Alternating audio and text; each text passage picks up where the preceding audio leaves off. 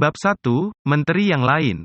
Saat itu menjelang tengah malam dan Perdana Menteri sedang duduk sendirian di kantornya, membaca laporan panjang yang lewat begitu saja melalui otaknya tanpa meninggalkan makna sedikit pun. Dia sedang menunggu telepon dari presiden negara yang jauh, dan di antara bertanya-tanya kapan orang sialan itu akan menelepon dan berusaha menekan ingatan tak menyenangkan akan minggu yang sangat panjang, melelahkan, serta sulit, nyaris tak ada ruang tersisa di otaknya untuk hal-hal lain. Semakin dia berusaha memfokuskan pikiran pada halaman tercetak di depannya, semakin jelas Perdana Menteri bisa melihat wajah kegirangan salah satu lawan politiknya. Lawan politik yang satu ini telah muncul dalam berita hari itu, tak hanya menyebutkan satu persatu semua kejadian mengerikan yang terjadi sepanjang minggu lalu, lagi pula, siapa yang perlu diingatkan, namun juga menjelaskan kenapa masing-masing musibah itu adalah kesalahan pemerintah. Denyut nadi Perdana Menteri bertambah cepat mengingat tuduhan-tuduhan ini, karena semuanya tidak adil dan tidak benar. Bagaimana mungkin pemerintahnya diharapkan bisa mencegah jembatan itu ambruk? Sungguh kelewatan kalau ada yang menuduh mereka tidak menyediakan cukup dana untuk jembatan. Jembatan itu belum lagi 10 tahun, dan para ahli yang paling top pun bingung. Tak bisa menjelaskan kenapa jembatan itu mendadak putus jadi dua, menjerumuskan selusin mobil ke dalam sungai dalam di bawahnya. Dan berani-beraninya orang menuduh bahwa kurangnya polisilah penyebab kedua pembunuhan sangat mengerikan yang dipublikasikan secara meluas? Atau bahwa pemerintah mestinya sudah bisa meramalkan terjadinya badai ajaib di West Country yang telah menelan begitu banyak korban baik jiwa maupun harta benda? Dan salahnyakah jika salah satu menteri mudanya, Herbert Corley, telah memilih minggu itu untuk bersikap begitu ganjil sehingga sekarang dia akan melewatkan jauh lebih banyak waktu bersama keluarganya? Suasana muram menyelimuti negara ini, si lawan politik menyimpulkan, nyaris tanpa menyembunyikan seringai lebarnya, dan celakanya, ini betul sekali. Perdana Menteri merasakannya sendiri, orang-orang betul-betul tampak lebih merana daripada biasanya. Bahkan cuaca pun suram, banyak kabut dingin di tengah bulan Juli. Ini tidak benar. Ini tidak normal. Dia membalik laporan ke halaman 2, melihat laporan itu masih panjang, lalu menyerah. Seraya meregangkan lengan di atas kepala, dia melihat ke sekeliling kantornya dengan pilu. Kantornya bagus, dengan perapian pualam indah menghadap ke jendela-jendela panjang berbingkai, yang sekarang tertutup rapat gara-gara hawa dingin yang aneh. Dengan sedikit bergidik Perdana Menteri bangkit dan berjalan ke jendela, memandang kabut yang berkumpul dan menekan jendela. Saat itulah, ketika berdiri membelakangi ruangan, dia mendengar batuk pelan di belakangnya, dia membeku, hidungnya menempel pada bayangan wajahnya yang ketakutan di kaca jendela yang gelap. Dia mengenali batuk itu. Dia pernah mendengarnya sebelumnya. Dia berbalik, sangat perlahan, menghadap ruang yang kosong. "Halo," katanya berusaha terdengar lebih berani daripada yang dirasakannya. Sesaat dia membiarkan dirinya dikuasai harapan mustahil bahwa tak akan ada yang menjawabnya. Meskipun demikian, jawaban langsung terdengar, suara yang garing dan tegas yang kedengarannya seperti membaca pernyataan tertulis. Suara itu datangnya, seperti yang telah diketahui Perdana Menteri waktu mendengar batuk yang pertama kali, dari pria kecil bertampang kodok memakai wig perak panjang yang tergambar dalam lukisan cat minyak kecil kotor di sudut ruangan yang jauh, kepada Perdana Menteri Magel.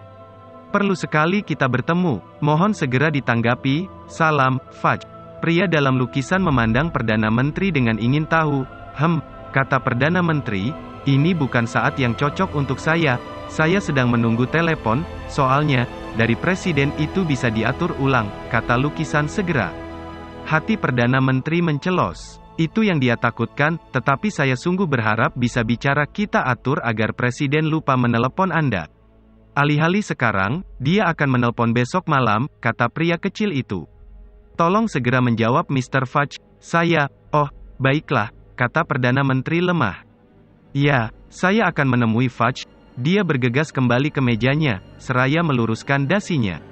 Baru saja dia duduk dan mengatur agar ekspresi wajahnya tampak rileks dan tak terganggu, api hijau terang mendadak berkobar di perapiannya, di bawah rak pualamnya.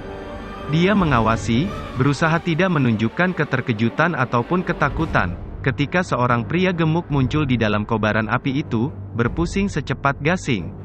Beberapa detik kemudian, dia melompat keluar dari perapian ke permadani antik yang agak bagus, mengibaskan abu dari mantelnya yang panjang bergaris, topi bowler berwarna hijau limau di tangannya. "Ah, Perdana Menteri," kata Cornelius Fudge, melangkah maju dengan tangan terjulur, "senang bertemu Anda lagi." Perdana Menteri sejujurnya tak bisa membalas dengan ucapan yang sama, maka dia diam saja. Dia sama sekali tak senang bertemu Fudge, yang muncul dari waktu ke waktu. Kemunculannya sendiri sudah menakutkan, dan biasanya kalau Fudge muncul Perdana Menteri akan mendengar kabar yang sangat buruk. Lagi pula, Fudge tampak jelas kelelahan. Dia lebih kurus, kepalanya lebih botak, rambutnya lebih banyak ubannya, dan wajahnya tampak kusut. Perdana Menteri sudah pernah melihat penampilan semacam ini pada banyak politikus sebelumnya, dan ini tak pernah menjadi pertanda baik.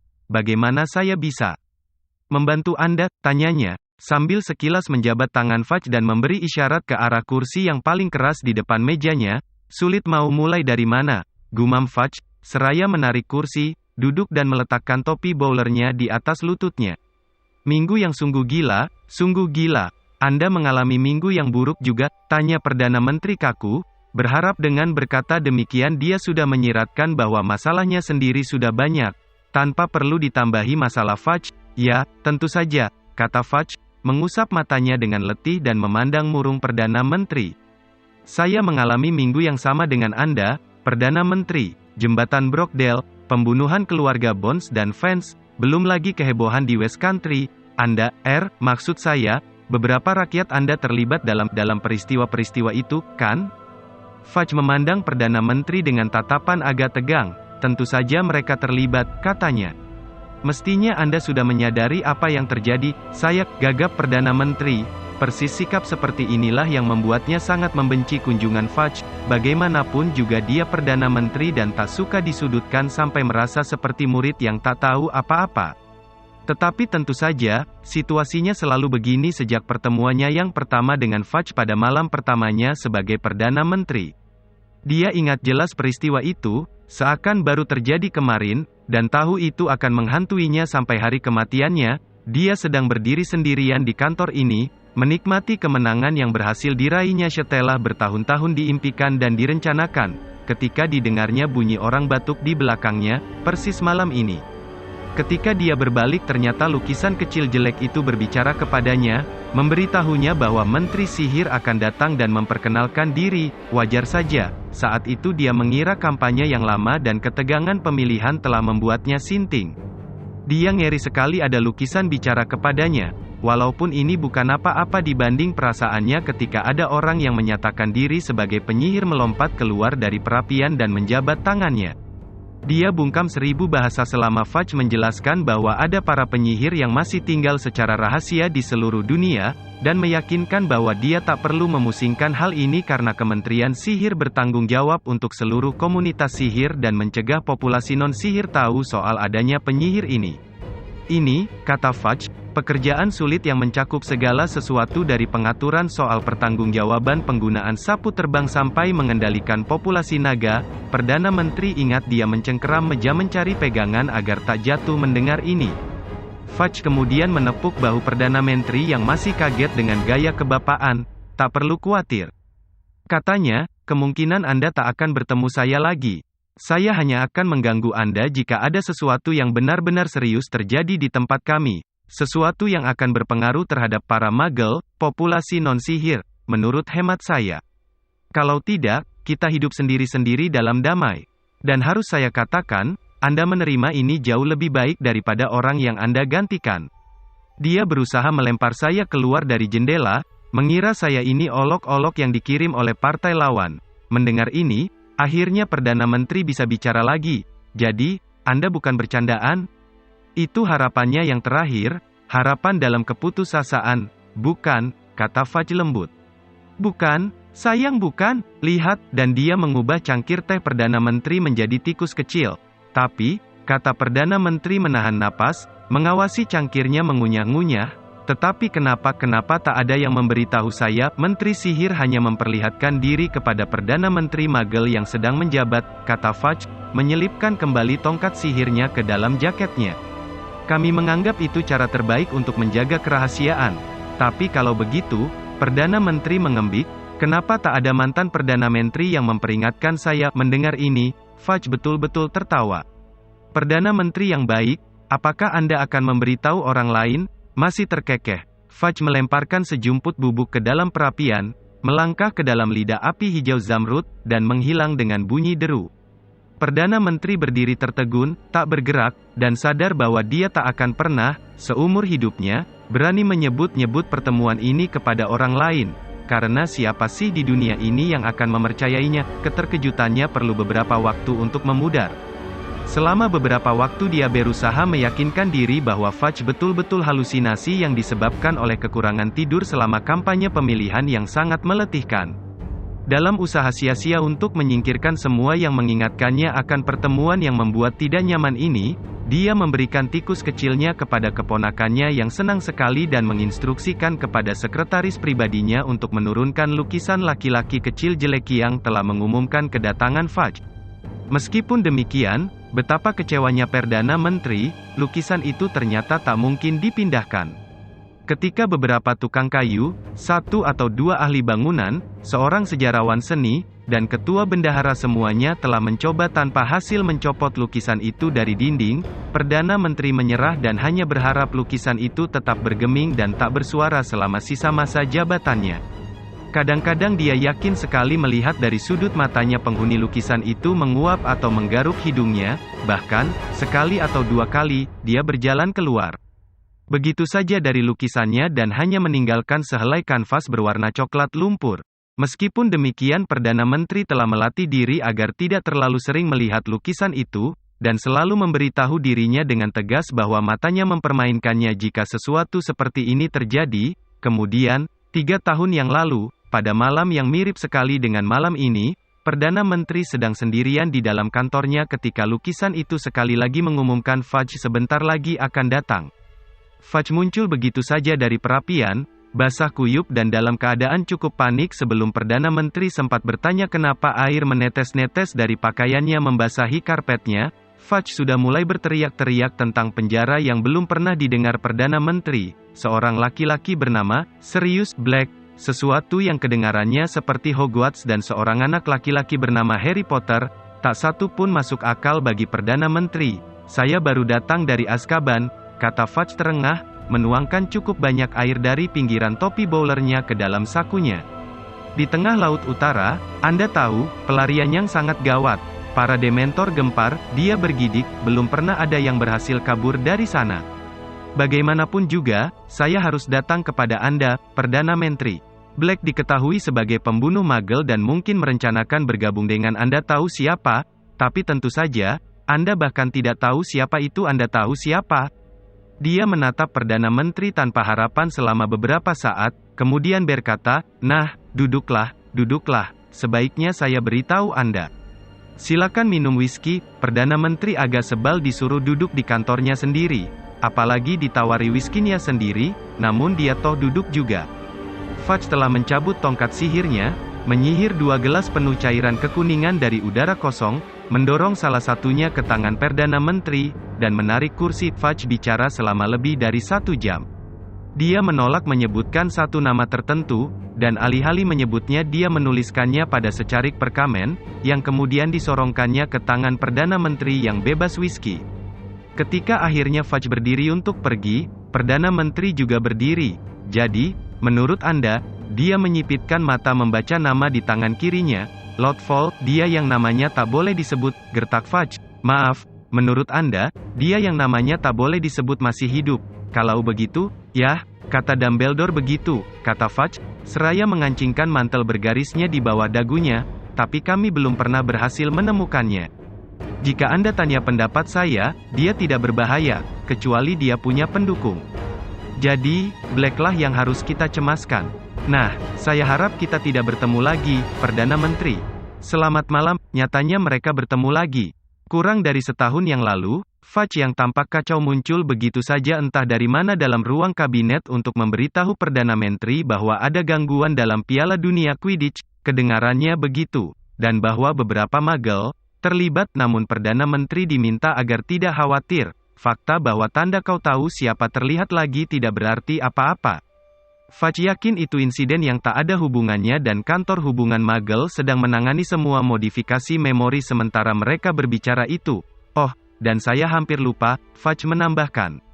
Kami mengimpor 3 naga asing dan 1 Sphinx untuk turnamen Triwizard, cukup rutin, tapi Departemen Pengaturan dan Pengawasan Makhluk-Makhluk Gaib memberitahu saya, dalam buku peraturan tercantum bahwa kami harus memberitahu Anda kalau kami memasukkan makhluk-makhluk sangat berbahaya ke dalam negara ini.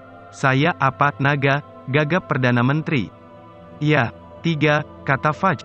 Dan 1 Sphinx, nah, selamat siang, Perdana Menteri sungguh berharap bahwa naga dan Sphinx adalah yang terburuk, namun ternyata tidak. Kurang dari 2 tahun kemudian, Fudge muncul dari perapian lagi, kali ini dengan berita bahwa ada pelarian besar-besaran dari Azkaban. Pelarian besar-besaran? Perdana Menteri mengulang parau.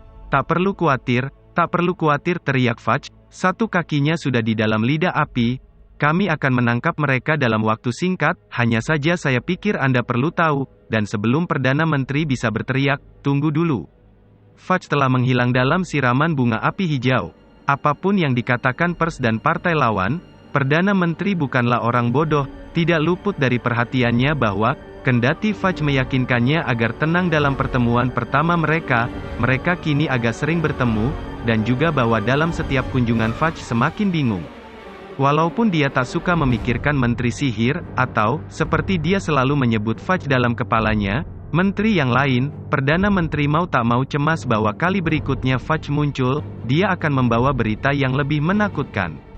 Karena itu, kedatangan Fudge, yang melangkah keluar dari perapian sekali lagi, tampak berantakan dan ketakutan dan sangat heran bahwa Perdana Menteri tidak tahu kenapa persisnya dia berada di sana, adalah hal terburuk yang terjadi selama seminggu yang luar biasa suram ini. Bagaimana mungkin saya tahu apa yang sedang terjadi di komunitas sihir?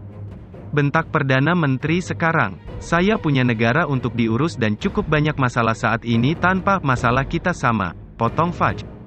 Jembatan Brockdale tidak rusak. Dan itu bukan angin ribut. Pembunuhan itu bukan perbuatan Magel. Dan keluarga Herbert Corley akan lebih aman tanpa dia. Kami saat ini sedang mengatur untuk memindahkannya ke rumah sakit Santo Mungo untuk penyakit dan luka-luka sihir. Perpindahan akan dilaksanakan malam ini. Apa maksud Anda? Saya rasa saya tidak. Apa? Gertak Perdana Menteri. Fudge menarik napas dalam-dalam dan berkata, Perdana Menteri, saya sungguh menyesal terpaksa harus memberitahu Anda bahwa dia yang namanya tak boleh disebut telah kembali? Sewaktu Anda mengatakan, kembali, dia hidup. Maksud saya, Perdana Menteri mencari-cari dalam ingatannya rincian percakapan mengerikan 3 tahun sebelumnya, ketika Fudge memberitahunya tentang penyihir yang paling ditakuti, penyihir yang telah melakukan 1000 tindak kriminal mengerikan sebelum menghilang secara misterius 15 tahun lalu. Ya, hidup, kata Fudge. Maksud saya tak tahu. Apakah orang bisa dikatakan hidup kalau dia tak bisa dibunuh? Sebenarnya saya tidak mengerti, dan Dumbledore tidak mau menjelaskan dengan gamblang, tapi bagaimanapun juga, dia jelas punya tubuh dan bisa berjalan dan bicara dan membunuh. Maka saya kira, untuk keperluan pembicaraan kita, ya, dia hidup. Perdana Menteri tidak tahu harus menanggapi bagaimana, namun kebiasaan yang telah melekat pada dirinya untuk selalu tampil serba tahu tentang topik apa saja yang muncul, membuatnya mencari-cari detail yang bisa diingatnya dari pembicaraan mereka sebelumnya. Apakah serius Black bersama, dia yang namanya tak boleh disebut, Black? Black, kata Fudge bingung, memutar-mutar topi bowlernya, dengan cepat dengan jari-jarinya. Sirius Black, maksud Anda? Jenggot Merlin? Tidak, Black sudah meninggal. Ternyata kami, keliru tentang Black. Dia tidak bersalah, dan dia juga tidak bersekutu dengan dia yang namanya tak boleh disebut. Maksud saya, dia menambahkan membela diri, memutar topinya lebih cepat. Semua bukti menunjuk kami punya lebih dari 50 saksi mata, tapi bagaimanapun juga, seperti yang saya katakan, dia sudah meninggal. Dibunuh, sebenarnya, di kantor Kementerian Sihir, akan ada penyelidikan. Sebetulnya, Perdana Menteri heran sendiri ketika dia merasa kasihan kepada Fudge saat itu. Namun rasa kasihannya segera dipudarkan oleh rasa puas diri, saat terpikir olehnya bahwa, sekalipun dia tak bisa muncul dari dalam perapian, tidak pernah terjadi pembunuhan di departemen pemerintahan manapun di bawah tanggung jawabnya, belum, paling tidak sementara Perdana Menteri sembunyi-sembunyi mengetuk papan mejanya. Fudge melanjutkan, tapi Black sudah lewat. Persoalannya sekarang, kita sedang perang, Perdana Menteri, dan harus ada langkah-langkah yang diambil, perang, ulang Perdana Menteri gugup. Tentunya pernyataan itu agak berlebihan, para pengikut dia yang namanya tak boleh disebut yang kabur dari Azkaban Januari lalu sekarang sudah bergabung dengannya, kata Fudge, berbicara makin lama. Makin cepat, dan memutar topinya begitu cepatnya sehingga seperti pusaran hijau limau. Sejak bergerak terang-terangan, mereka menyebabkan malapetaka di mana-mana. Jembatan Brockdale, dia yang melakukannya, Perdana Menteri, dia mengancam akan mengadakan pembunuhan massal Muggle kalau saya tidak mau menyisih untuknya dan astaga, jadi kesalahan Andalah orang-orang ini terbunuh dan saya harus menjawab pertanyaan-pertanyaan tentang tiang penyangga berkarat dan perpanjangan sendi Kropos dan entah apa lagi, kata Perdana Menteri berang. Salah saya, kata Fudge, wajahnya memerah. Apakah Anda mau mengatakan Anda mau memfitnah saya? Barangkali tidak, kata Perdana Menteri, bangkit berdiri dan berjalan mengelilingi ruangan, tapi saya akan mengerahkan segala upaya untuk menangkap si penjahat sebelum dia melakukan kekejian seperti itu. Apakah Anda benar-benar mengira saya belum mengerahkan segala upaya? Tuntut Fudge panas. Semua auror di kementerian sudah, dan sedang berusaha mencarinya dan menangkapi para pengikutnya. Tapi yang kita bicarakan ini salah satu penyihir paling hebat sepanjang masa, penyihir yang berhasil menghindari penangkapan selama hampir 3 dekade, jadi, saya rasa Anda akan memberitahu saya dia menyebabkan angin ribut di West Country juga, kata Perdana Menteri, kemarahannya meningkat seiring setiap langkahnya, sungguh mengesalkan berhasil mengetahui alasan terjadinya malapetaka mengerikan ini dan tidak bisa memberitahu publik. Hampir sama buruknya dengan kalau itu kesalahan pemerintah, itu bukan angin ribut, kata Fudge merana. Maaf, bentak Perdana Menteri, sekarang benar-benar mengentakkan kaki. Pohon-pohon tercabut, atap beterbangan, tiang-tiang lampu bengkok, luka-luka mengerikan itu ulah pelahap maut, kata Fudge. Para pengikut dia yang namanya tak boleh disebut, dan kami mencurigai keterlibatan raksasa. Perdana Menteri langsung berhenti berjalan seolah dia menabrak dinding yang tak kelihatan. Keterlibatan Opal, Fudge meringis. Dia menggunakan raksasa kali lalu, ketika ingin memberi efek luar biasa. Kantor informasi yang keliru telah bekerja 24 jam sehari, kami mengirim tim-tim Obliviator untuk memodifikasi memori semua Muggle yang melihat apa yang sesungguhnya terjadi. Sebagian besar personel pengaturan dan pengawasan makhluk-makhluk gaib berkeliaran di Somerset, tapi kami belum berhasil menemukan raksasanya. Sungguh malapetaka besar, kata Perdana Menteri gusar. Saya tidak membantah bahwa kami semua terpukul di kementerian, kata Fudge, dengan semua kejadian itu, dan kemudian kehilangan Amelia Bones. Kehilangan siapa? Amelia Bones, Kepala Departemen Pelaksanaan Hukum Sihir? Kami menduga dia yang namanya tak boleh disebut sendiri yang membunuhnya, karena Amelia penyihir yang sangat berbakat, dan semua bukti menunjukkan dia melawan dengan gigih. Fudge berdeham dan, dengan susah payah, kelihatannya, berhenti memutar topi bowlernya, tapi pembunuhan itu ada di koran-koran, kata Perdana Menteri, sejenak marahnya terlupakan. Koran kami, Amelia Bones, hanya dikatakan dia wanita setengah baya yang hidup sendirian. Pembunuhan yang mengerikan kan? Agak banyak dipublikasikan, polisi bingung, soalnya, Fudge menghela napas. Yah, tentu saja mereka bingung. Terbunuh dalam kamar yang dikunci dari dalam, kan?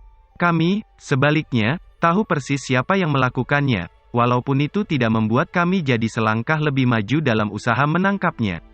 Dan kemudian M-Line fans, barangkali Anda tidak dengar tentang yang ini. Oh ya, saya dengar, kata Perdana Menteri. Terjadinya malah hanya di balik tikungan dekat sini, koran-koran mendapat berita seru.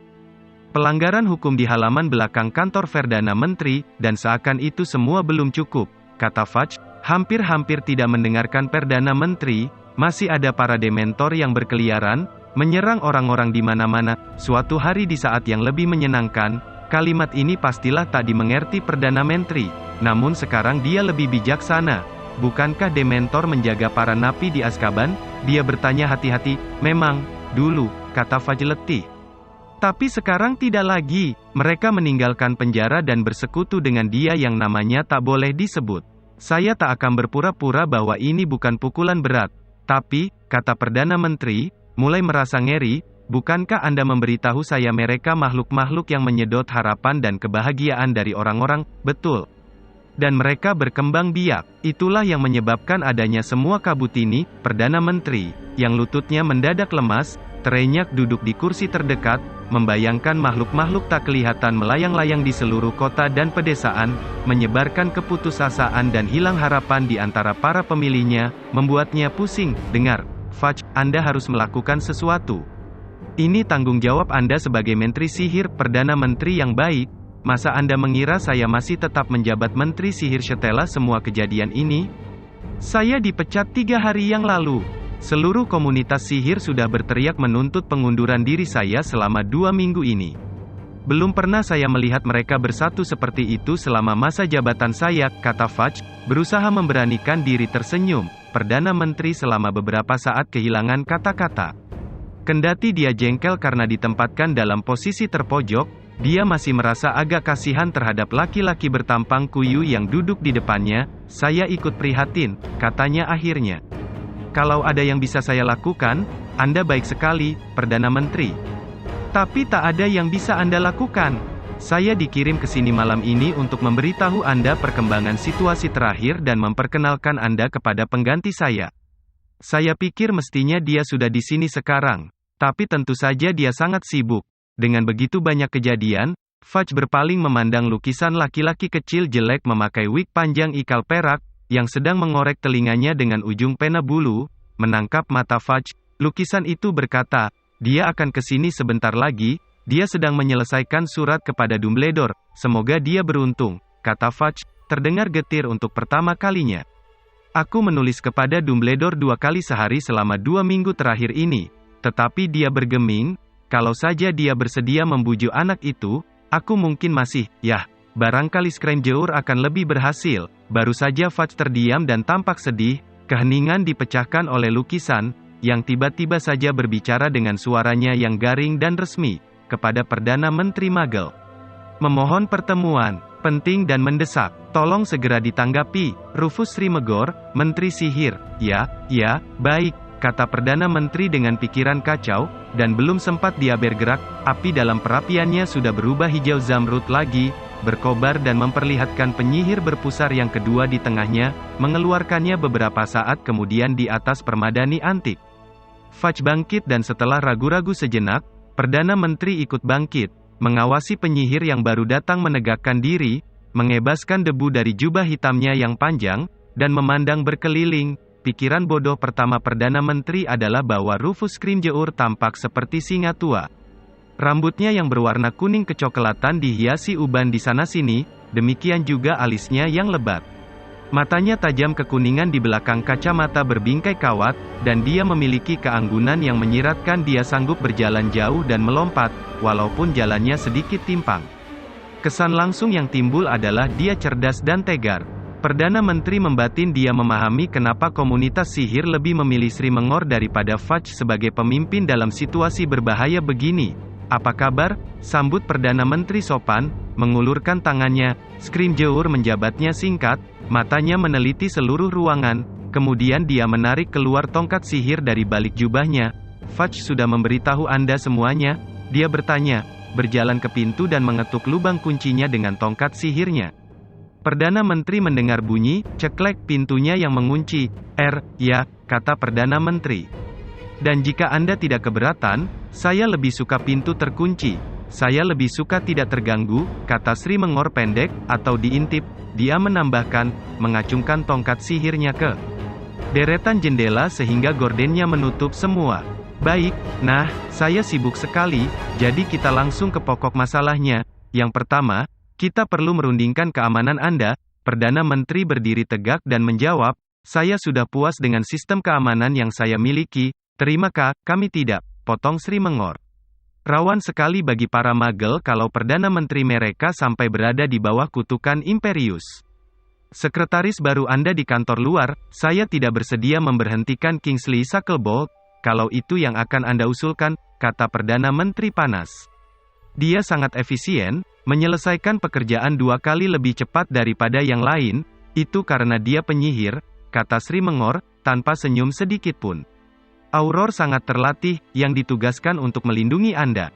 Tunggu sebentar, tukas Perdana Menteri. Anda tak bisa begitu saja memasukkan orang-orang Anda di kantor saya yang menentukan siapa-siapa yang bekerja untuk saya, bukankah tadi Anda katakan Anda puas dengan Shacklebolt? Kata Sri Mengor dingin. Memang, maksud saya, tadinya kalau begitu tak ada masalah, kan? Kata Scrimgeour. Saya, asal kerja Shacklebolt tetap. Hebat, kata Perdana Menteri tertegun-tegun. Sekarang tentang Herbert Corley, Menteri Muda Anda, dia melanjutkan. Yang menghibur publik dengan menirukan bebek, bagaimana dengan dia? Tanya Perdana Menteri. Jelas sekali itu disebabkan oleh kutukan Imperius yang tidak sempurna, kata Sri Mengor. Kutukan itu mengacaukan otaknya, tapi dia masih bisa berbahaya. Dia cuma meleter, kata Perdana Menteri lemah. Tentunya istirahat sedikit, barangkali mengurangi minum. Tim penyembuh dari Rumah Sakit Santo Mungo untuk penyakit dan luka-luka sihir sedang memeriksanya sementara kita bicara ini. Sejauh media sudah berusaha mencekik 3 di antara mereka, kata Sri Mengor. Saya rasa paling baik kita pindahkan dia dari masyarakat Magel untuk sementara waktu. Dia akan sembuh, kan? Kata Perdana Menteri cemas. Sri Mengor hanya mengangkat bahu, sudah bergerak ke arah perapian. Nah, hanya itu yang ingin saya sampaikan. Saya akan mengabarkan perkembangan yang terjadi kepada Anda, Perdana Menteri, atau, paling tidak, saya barangkali akan terlalu sibuk untuk bisa datang sendiri. Dalam hal ini saya akan mengirim Fudge ke sini. Dia sudah sepakat tetap di kementerian dalam kapasitas sebagai penasihat. Fudge berusaha tersenyum. Namun gagal, jadinya dia cuma seperti orang sakit gigi. Scrimgeour sudah mencari-cari dalam sakunya bubuk misterius yang mengubah warna apiadi hijau. Perdana Menteri memandang tak berdaya mereka berdua sejenak. Kemudian kata-kata yang dicoba ditahannya sepanjang malam ini akhirnya meledak keluar. Tapi astaga, Anda berdua kan penyihir? Anda bisa melakukan sihir. Tentunya Anda bisa membereskan. Apa saja. Sri Mengor berputar perlahan di tempatnya berdiri dan bertukar pandang tak percaya dengan Fudge, yang kali ini benar-benar bisa tersenyum ketika dia berkata dengan baik hati. Persoalannya, pihak satunya itu juga bisa sihir, Perdana Menteri, dan dengan kata-kata itu, kedua penyihir melangkah bergantian ke dalam api berwarna hijau cemerlang dan lenyap.